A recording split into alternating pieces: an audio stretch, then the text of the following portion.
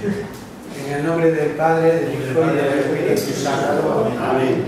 Jesús, luz verdadera y divina hombre, luz que llega a este mundo. Nosotros sabemos que tú has venido de Dios, el Padre, para ser nuestro Maestro y que enseña los caminos de la verdad. Las palabras que oímos de ti son espíritu y son vida. Pero ¿quién es digno de abrir el libro con medio del sello? Tú solo, tú que diste tu vida por nosotros y nos compraste para Dios con tu sangre.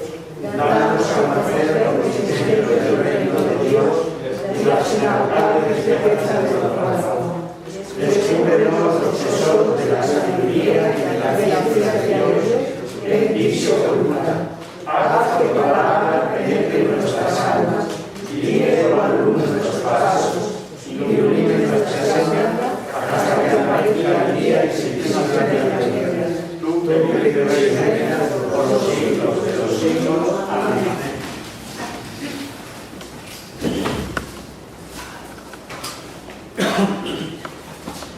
Bueno, seguimos con el libro de los Hechos. Recordáis, el último día nos quedamos con Pedro en casa de Cornelio. Estaba en Jope, donde resucitó a Tabita, y de allí recibe a unos emisarios de parte de Cornelio, y el Espíritu Santo les dice que les acoja y que les siga hasta casa de Cornelio, porque los ha mandado él. Como veis, la acción del Espíritu Santo en el libro de los Hechos es continua. Veremos cómo sigue. Pues allí en casa de Cornelio, fijaos qué clarito vio Pedro la visión que había tenido en Jope. ¿Recordáis de la visión de ese mantel bajando del cielo con toda clase de animales puros e impuros? Le mandan, mata y come, y él de ninguna manera comería yo cosa impura, y le dice Dios: lo que yo he purificado no lo llames tú impuro. Pero fijaos qué bien entiende él. Sin duda en un primer momento se debió quedar pues pensando en qué sería aquella visión, ¿no? Pero con la luz del Espíritu Santo, que no para, que está actuando, ve muy clarito qué significado tenía la visión. Y cuando está aquí en casa de Cornelio, dice, conversando con él, entró y encontró allí a muchos reunidos, a quienes dijo: bien sabéis cuán ilícito es a un hombre judío llegarse a un extranjero o entrar en su casa. Pero Dios me ha mostrado que a ningún hombre debía yo llamar manchado o impuro. Es decir, él tiene la visión de los animales, pero esa visión significaba algo, que era al hombre, al que no podía llamar impuro porque fuera gentil, como el caso de Cornelio. Y viene el momento de la conversión. Pues vemos ahora que una vez en casa de Cornelio, una vez que Cornelio le ha recibido, termina diciéndole: ahora pues todos nosotros estamos en presencia de Dios, prontos a escuchar de ti lo ordenado por el Señor. Y vemos el discurso de Pedro. Leemos del capítulo 10, versículo del 34 al 43. Tomando entonces Pedro la palabra, dijo: ahora reconozco que no hay en Dios acepción de personas, sino que en toda nación el que teme a Dios y practica la justicia le es acepto. Él ha enviado su palabra a los hijos de Israel, anunciándoles la paz de Jesucristo, por Jesucristo, que es el Señor de todos. Vosotros sabéis lo acontecido en toda Judía, comenzando por la Galilea después del bautismo predicado por Juan. Esto es, cómo Jesús de Nazaret le ungió Dios con el Espíritu Santo y con poder, y cómo pasó haciendo bien y curando a todos los oprimidos por el diablo, porque Dios estaba con él. Y nosotros somos testigos de todo lo que hizo en la tierra de los judíos y en Jerusalén, y de cómo le dieron muerte suspendiéndole del madero. Dios le resucitó al tercer día y le dio manifestarse, no a todo el pueblo, sino a los testigos de antemano elegidos por Dios, a nosotros que comimos y bebimos con él después de resucitar entre los muertos. Y nos ordenó predicar al pueblo y atestiguar que por Dios ha sido instituido juez de vivos y muertos. De él dan testimonio todos los profetas, que dicen que por su nombre cuantos creen en él recibirán el perdón de los pecados. Bien. ¿Veis? Es el primer discurso de Pedro ante un auditorio no judío, ante un auditorio gentil. Se pueden distinguir en el discurso dos partes. Una primera, una especie de introducción donde tiene la idea fundamental de aquellos momentos. Y luego después hace un breve resumen de la historia de Cristo, de la vida de Cristo, a quien Dios, dice, constituye juez de vivos y muertos. Bueno, en esa especie de introducción la idea fundamental es clara. Es la absoluta igualdad de todos los hombres ante Dios, ya sean judíos, ya sean gentiles.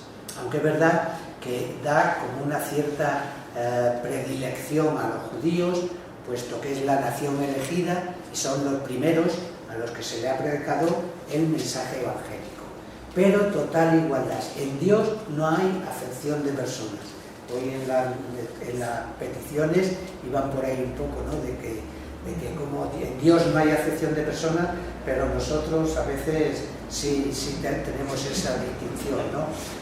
Entonces, fijaos, cuando Pedro dice, en verdad reconozco que en Dios no hay acepción de personas, es una convicción que ha adquirido Pedro después de la visión que ha tenido en Jope.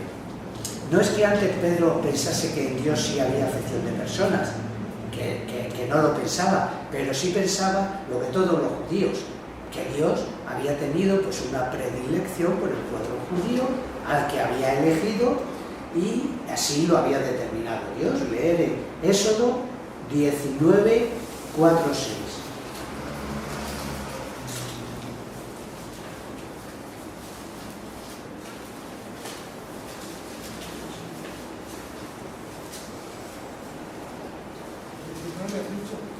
¿Vosotros habéis visto lo que yo he hecho en Egipto? Sí. Y cómo os he llevado sobre alas de águila y os he traído a mí. Ahora, si oís mi voz y guardáis mi alianza, vosotros seréis mi propiedad entre todos los pueblos, porque mía es toda la tierra. Pero vosotros seréis para mí un reino de sacerdotes y una nación santa. Tales son las palabras que hace decir a los hijos de Israel. ¿Veis? Dios elige un pueblo, y se elige al pueblo judío, pues para llevar a través de él toda la historia de la salvación. Fijaos, a pesar de que Pedro, pues, tiene ya esta convicción de que en Dios no hay acepción de personas, pero tenía este sentimiento judío que era común y era general entre los judíos, ¿no? Esa cierta predilección de los judíos por ser la nación elegida. A pesar de que Jesucristo, ya de varias formas y en varias ocasiones, había mostrado y había dicho que todas las naciones estaban llamadas a formar parte de su reino. Leed Mateos 8:11.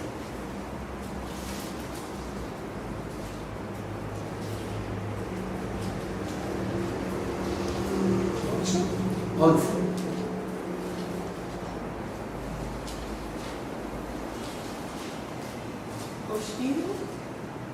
Os digo pues que del oriente y del occidente vendrán y se sentarán a la mesa con Abraham, Isaac y Jacob en el reino de los cielos. De oriente y de occidente vendrán, es decir, todas las naciones estaban llamadas a formar parte del reino de Jesús. Fijaos, Pedro mismo había dicho esta misma verdad en el discurso de Pentecostés, cuando dijo que la salud mesiánica no era solo para los judíos, sino también para los de lejos. Lo vimos cuando el discurso de Pentecostés. Y además, ya también en el Antiguo Testamento había profecías de índole universalistas, anunciando que judíos y gentiles formarían un solo pueblo bajo la dirección del Mesías. Mirad el profeta Isaías. Isaías 2:4.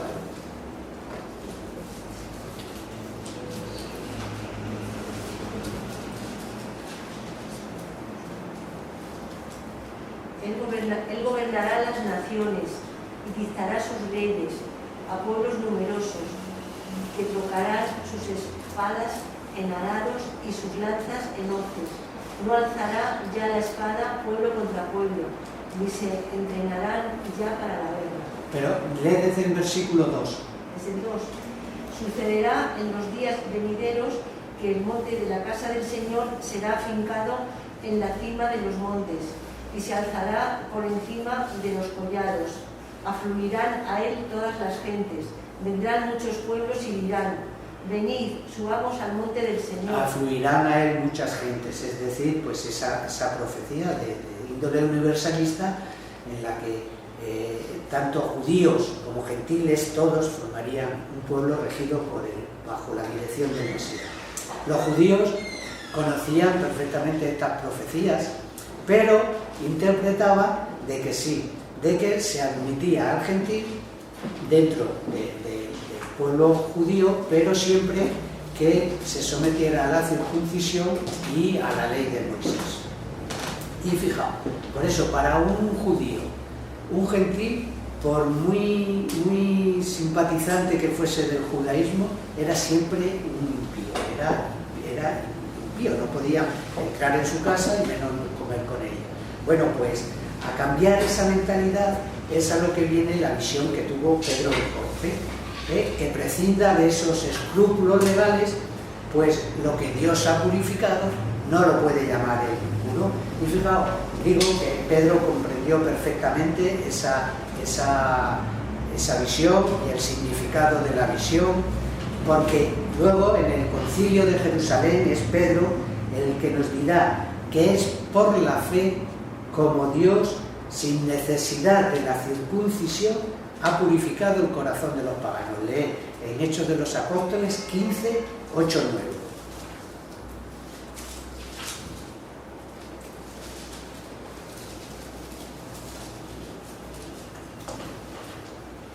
Dios, conocedor de los corazones, dio testimonio en su favor, dándoles el Espíritu Santo igual que a nosotros. ¿Veis? Es como sin necesidad. Sí, sigue un pelín. Y no ha hecho diferencia alguna entre ellos y nosotros, purificando sus corazones con la fe. ¿Veis? Por medio de la fe es como Dios, sin necesidad de la circuncisión, porque estamos en el capítulo 15, está el Concilio de Jerusalén, donde precisamente se trataba el tema, ¿no?, de todos los gentiles que estaban entrando al cristianismo, no tendrían por qué pasar por la ley de Moisés y por la circuncisión. Bueno, pues esa, ¿veis?, es la verdad fundamental de esa especie de introducción que hace Pedro, en el discurso ante Cornelio. Y luego, después, pues ofrece una breve síntesis de la vida de Jesús, haciendo hincapié pues en sus milagros, en su muerte y en su resurrección. Y diciéndonos que ellos, los apóstoles, son testigos de su resurrección y habían recibido el encargo de predicar y testificar que Jesús había sido constituido por Dios juez de vivos y muertos. ¿Veis? Es una expresión que cuadra más para un auditorio gentil que la de que Jesús había sido constituido Señor y Mesías, o Cristo y Mesías. Eran términos más judíos que los gentiles no entenderían. Pero a la vez, al decir que Jesús es constituido juez de vivos y muertos, viene a confirmar un poco la doctrina de Pablo, en los que nos dice que en la parusía, al final de los tiempos, los que vivan no morirán, sino que serán transformados después de la resurrección de los muertos. Primero resucitarán los muertos, pero los que vivan en el último momento no mueren. Leed Primera de Tesalonicenses 4, 15, 17.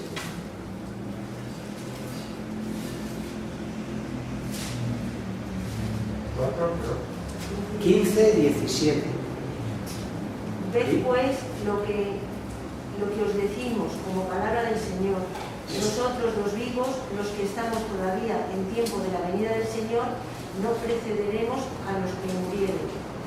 ¿Sigo? Sí. Porque el Señor mismo, a la señal dada por la voz del arcángel y al son de la trompeta de Dios, bajará del cielo y los muertos unidos a Cristo resucitarán los primeros. Después nosotros, los vivos, los que estemos hasta la venida del Señor, seremos arrebatados juntamente con ellos entre nubes por los aires al encuentro del Señor. Bueno, veis esa doctrina, digo, de Pedro en la carta, de Pablo, perdón, en la carta a los tesalonicenses, también en la primera de Corintios, lo vuelve a decir a los corintios, de que los de la última generación, que vivan en el momento de la parusía, no morirán. Serán transformados igual que los que se resucitan. Otra razón, añade Pedro, que es que por la fe en su nombre es como obtendremos la remisión de nuestros pecados.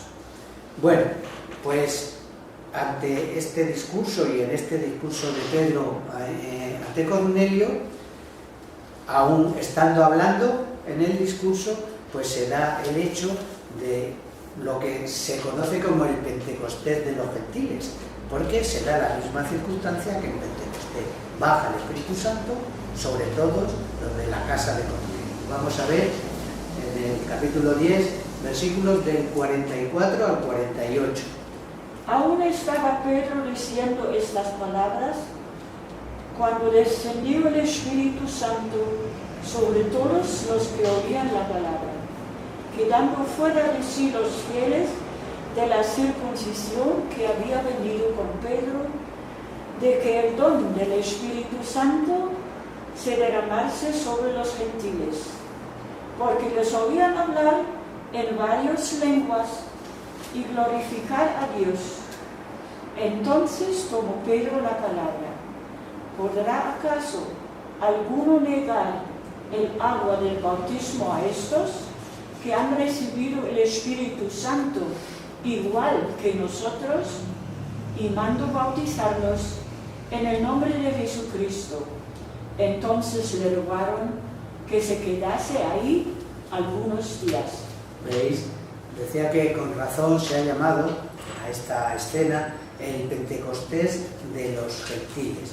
El Espíritu Santo desciende no solo sobre Cornelio, sino sobre los de su casa, su familia y su servidumbre, que estaban en la misma situación de fe.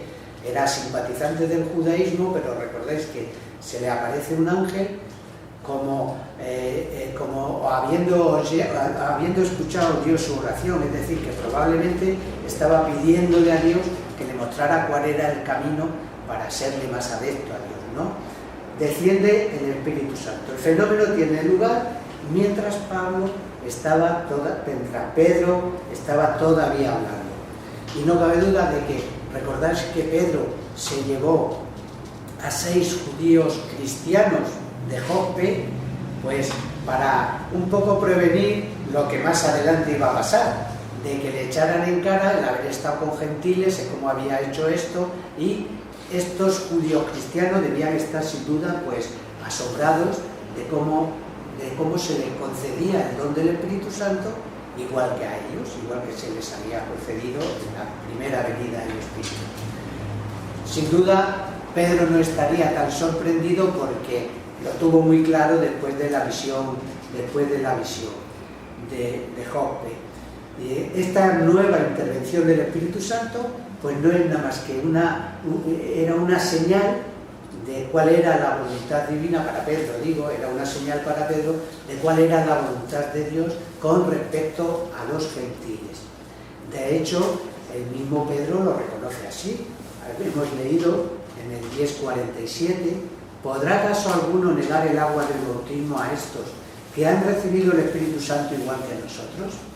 Y los mandó bautizar.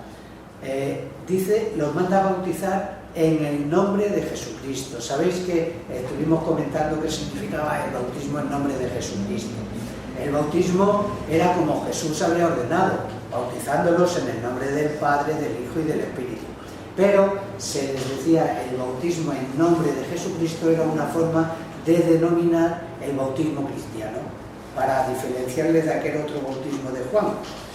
Bien, hay que notar cómo Pedro no los bautiza los manda a bautizar, lo que quiere decirse que ya han encomendado esta misión también a alguien que no fuesen los apóstoles.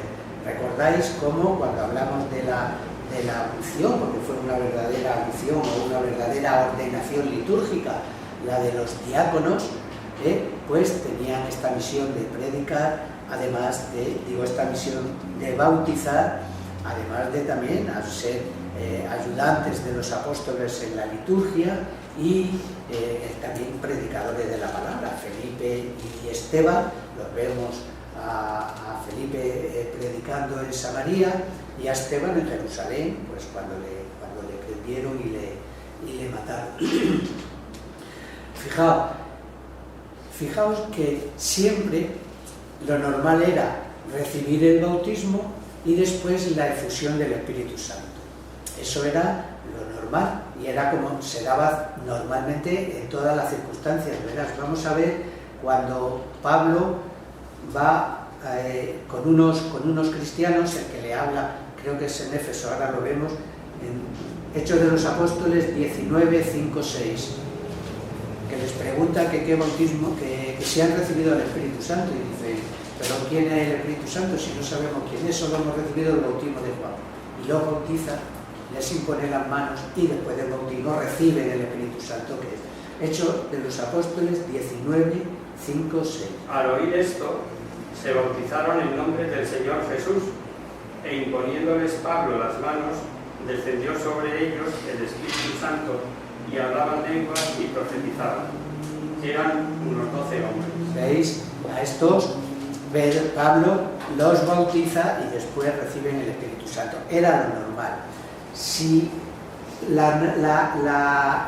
no fue así en el caso de Cornelio, era porque quería Dios manifestar públicamente delante de Pedro y los demás judíos que asistían allí, que también los gentiles, sin necesidad de la circuncisión, podían entrar en la iglesia. Luego veis, eso para Pedro fue una señal clara de cómo actúa luego y cómo define claramente esta doctrina en el Concilio de Jerusalén. Bueno, pues la noticia de este suceso de Cornelio llega a Jerusalén y, como era de suponer, pues le ponen las pegas lógicas también, por otro punto, a Pedro, de cómo ha estado con gentiles, de cómo ha consentido convivir con ellos y cómo han entrado dentro a formar parte de la iglesia. Vamos a ver ya del capítulo 11, versículos del 1 al 18. Oyeron los apóstoles y los hermanos de Judea que también los gentiles habían recibido la palabra de Dios, pero cuando subió Pedro a Jerusalén, disputaban con él los que eran de la circuncisión, diciendo: tú has entrado a los incircuncisos y has comido con ellos. Comenzó Pedro a contarles por menudo, diciendo: estaba yo en la ciudad de Jope orando, y vi en esta una visión, algo así como un mantel grande suspendido por las 4 puntas, que bajaba del cielo y llegaba hasta mí, y volviendo a él los ojos y cuadrúpedos de la tierra, fieras, reptiles y aves del cielo. Oí también una voz que me decía: levántate, Pedro, mata y come. Pero yo dije: de ninguna manera, Señor, que jamás cosa manchada impura entró en mi boca.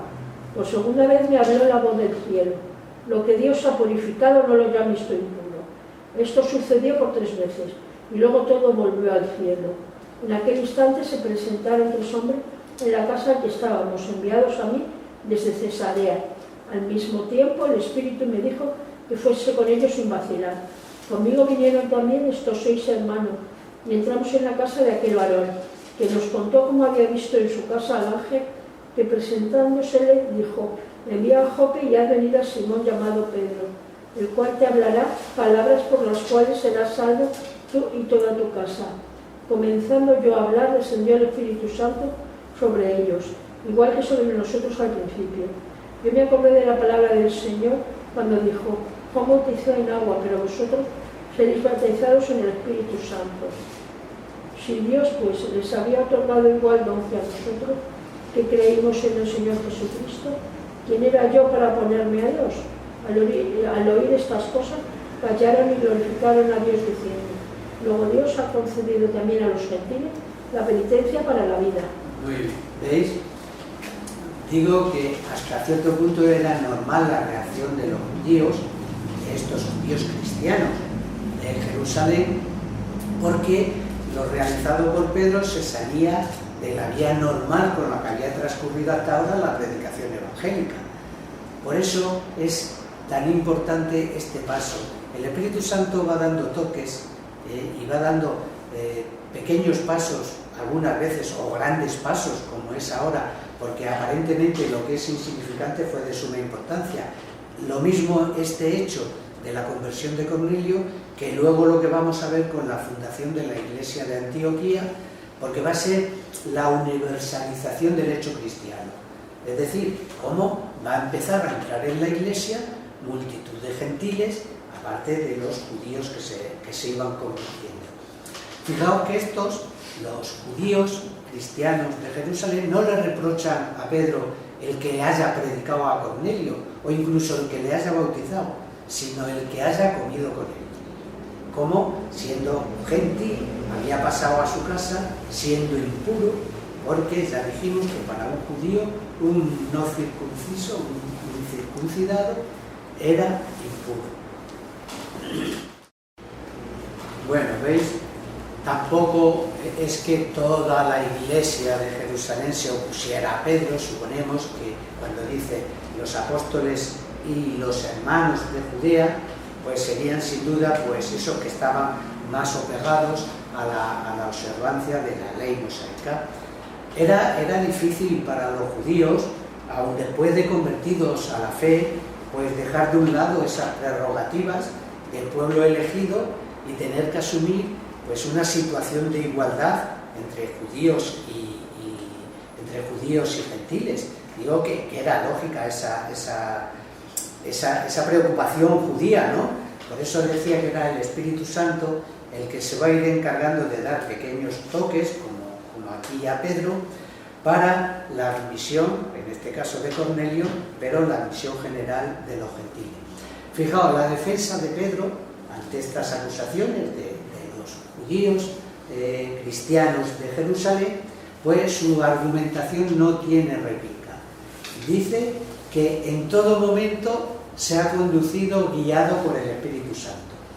Por lo tanto, dice que cada paso ha sido conducido por Dios y que no haber bautizado a Cornelio y a los suyos hubiera sido desobedecer a Dios. Y claro, ante esa argumentación, al oír estas cosas, callaron y glorificando a Dios, diciendo: luego Dios ha concedido también a los gentiles la penitencia para la vida. Bueno, pues este, digo, es el primer paso de la universalización del hecho cristiano. El siguiente va a ser la fundación de la iglesia de Antioquía, porque en un momento, y sin duda por la acción del Espíritu Santo, ya veremos cómo dice que la mano del Señor estaba con los predicadores aquí en Antioquía, pues es una iglesia que va a florecer con bastante rapidez.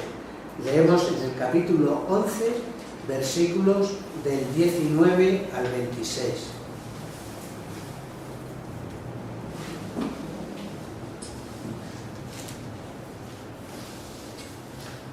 Los que con motivo de la persecución suscitada por lo de Esteban se habían dispersado, llegaron hasta Fenicia, Chipre y Antioquía, no predicando la palabra más que a los judíos. Pero había entre estos algunos hombres de Chipre y de Cirene que, llegado a Antioquía, predicaron también a los griegos, anunciando el Señor Jesús. La mano del Señor estaba con ellos, y un gran número creyó y se convirtió al Señor.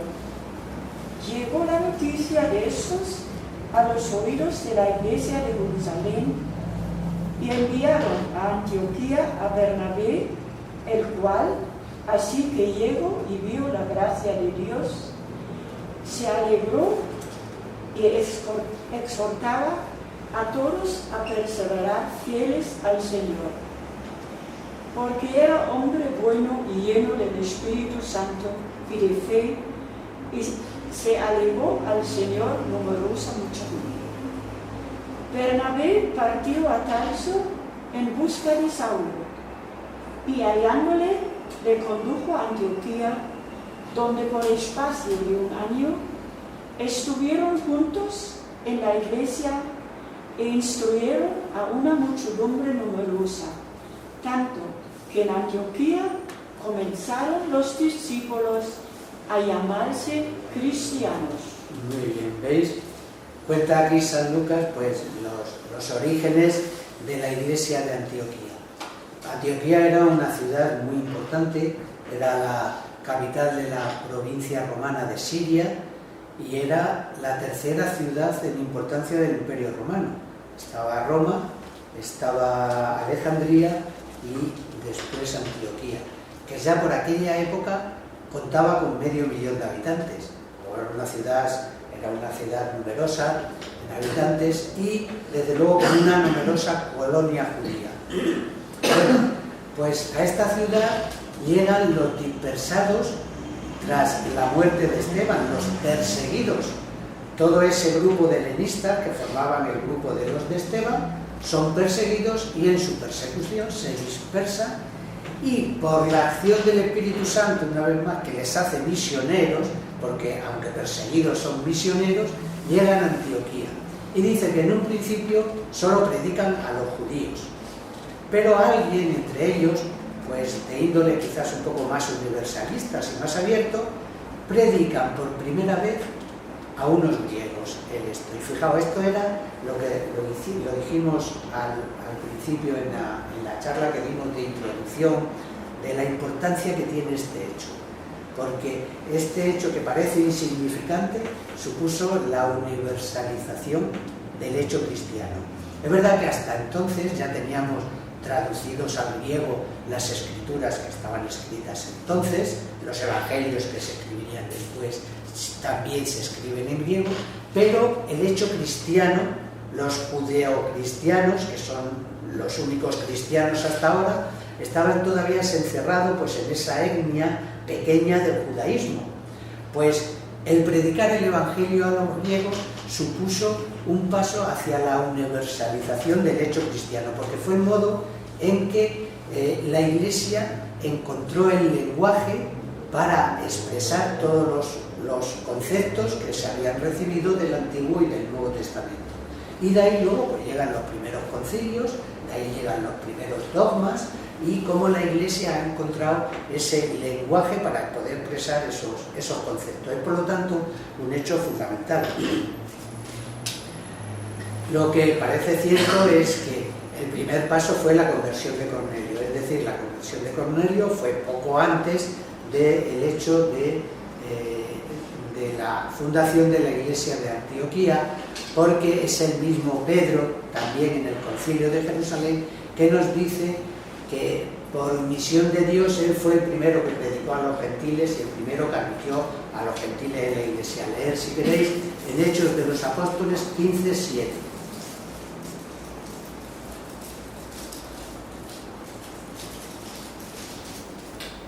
Tras una larga discusión, se levantó Pedro y les dijo: hermanos, vosotros sabéis que hace mucho tiempo Dios me eligió entre vosotros para que los paganos oyesen de mis labios la palabra del Evangelio y abrazaran la fe. Claro, y abrazaran la fe, la misión, que fue él el primero que predicó a los gentiles y admitió en la iglesia. La predicación tiene unos resultados extraordinarios. ¿Por qué? Dice, pues porque la mano del Señor estaba con los predicadores. ¿Veis? El Espíritu Santo que no para.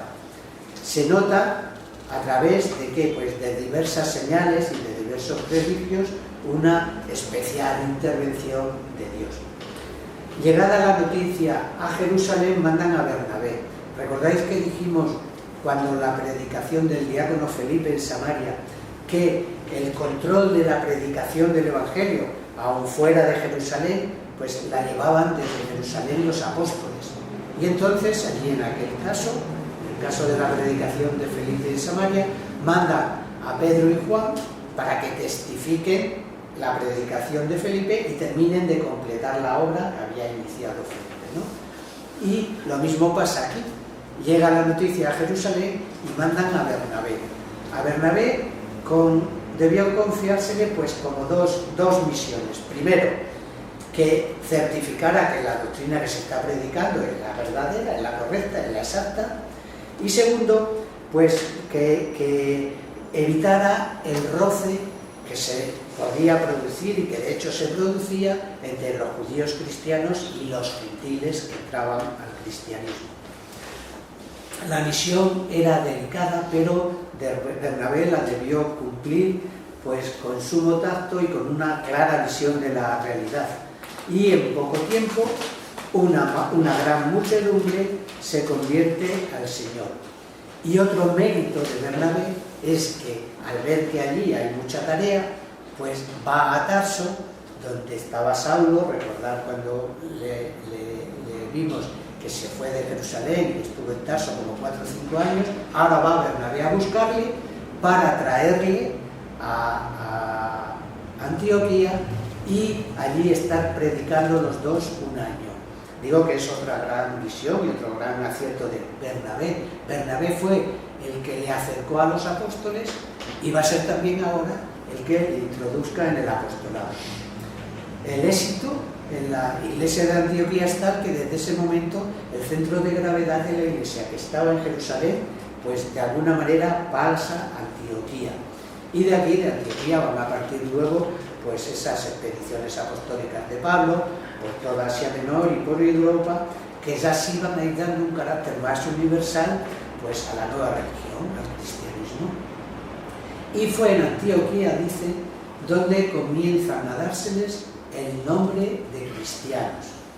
Hasta entonces no se les distinguía entre los judíos y cristianos, que formaban todos parte pues, de lo que era el pueblo judío. Los judíos, fijaos, los judíos sí llamaban a los cristianos de algún modo, les decían y les llamaban la secta de los nazarenos. Leed en Hechos de los Apóstoles 24:5.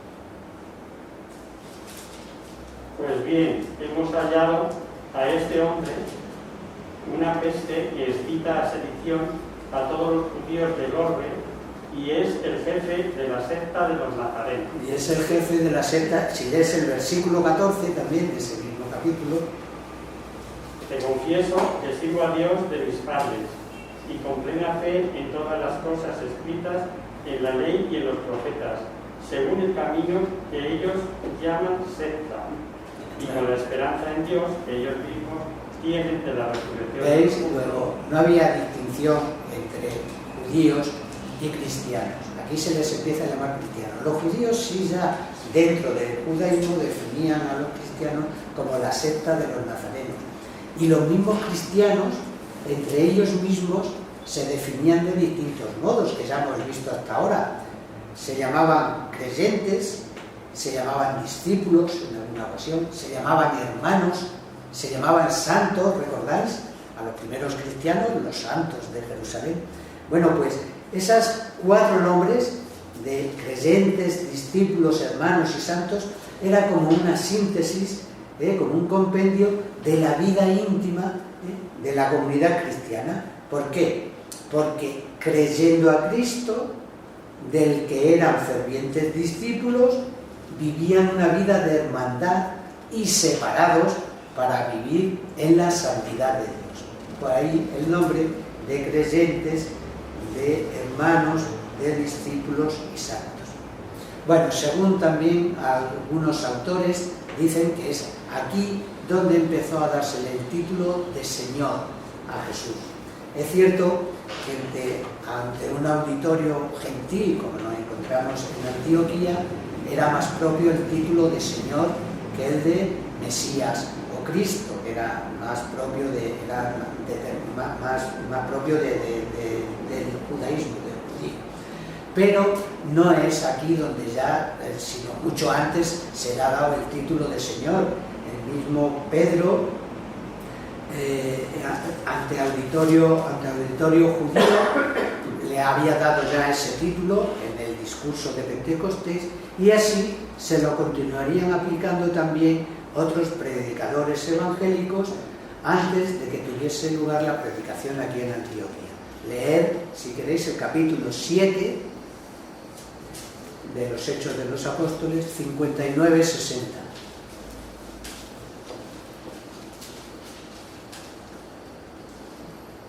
Y mientras le apedreaban, Esteban oraba, diciendo: Señor Jesús, recibe mi espíritu.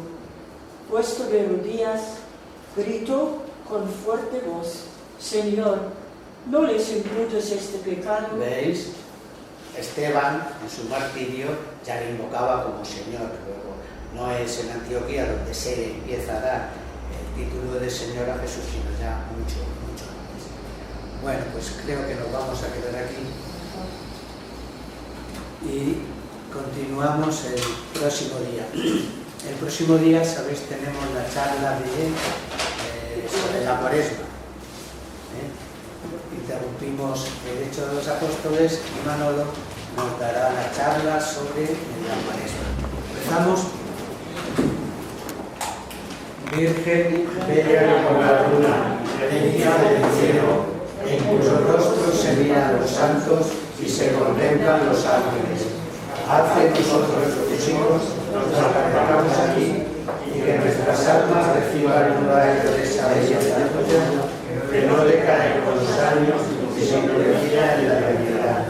María, sol del cielo, despierta con la vida de la muerte e ilumina los espíritus en que haya tinieblas, reflejándote en los rostros de tus hijos, concédenos un destello de tu luz y tu fervor. María, poderosa como un ejército, concede a nuestra vida la victoria. Somos tan débiles y nuestros enemigos se ensoberbecen con tantos abogados, mas con tu bandera nos sentimos seguros del infierno. Él conoce el poder de tu pie y teme la majestad de tu mirada. Sálvanos, María, bella como la luna, única como el sol,